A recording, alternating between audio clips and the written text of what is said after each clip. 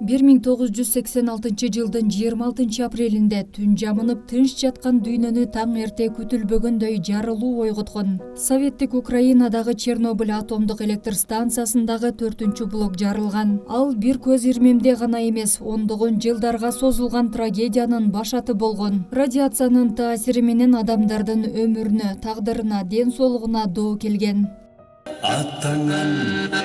Туган жер үчүн Быйыл Чернобыль окуясына 39 жыл болду. Ага карата эскерүү иш-чарасы өтүп, каза болгондорго багышталып Куран окулду. Иш-чарага окуянын катышуучулары, жергиликтүү жетекчилер, каза болгондордун үй бүлөлөрү жана шаар тургундары катышты. Бүгүнкү эскерүү иш-чарасы жөн гана гүл чамбар коюу эмес, бул баатырлардын эрдигин эскерүү, келечек муунга сабак калтыруу. Себеби Чернобыль бул тарых, бирок ошол эле учурда азыркы бейпил жашоо жана эртеңки келечек.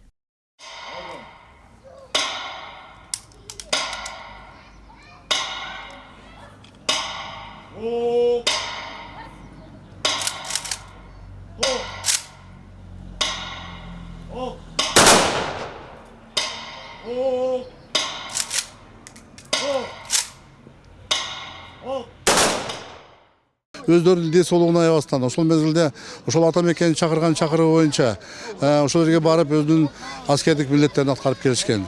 Алардын үй бүлөлөрүндө ар кандай болуп аткан немелерине, турмуш шартына, башкасына айлык өттөрдөн, шаардан же болбосо ушул неме облустан дегендей ушундай жардамдар көрсөтүлүп келет. Аларга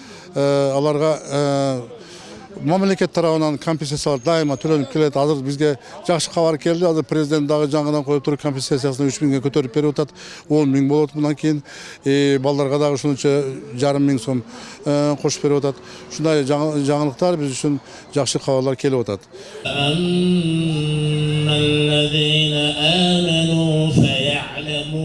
Чернобыль өзөктүк кубат станциясындагы жарылуунун кесепеттерин жоюу ишине Кыргызстандан 3 миңден ашуун адам катышса, алардын ичинен 146сы Баткен облусунан барган. Бүгүнкү күндө 85 катышуучусу арабызда бар.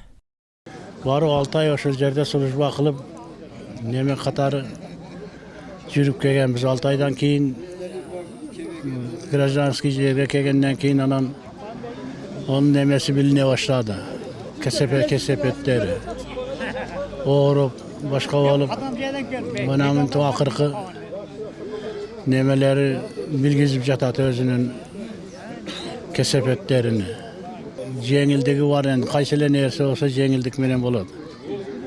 Больницаларга барсак бекер, эми илгеркидей эмес. 86 жыл Чернобыльдын катышуучуга барып, советский армиядан барып 87 жыл кайтканбыз. 85 барып, 87 кайтып, мына 39 жылдан бери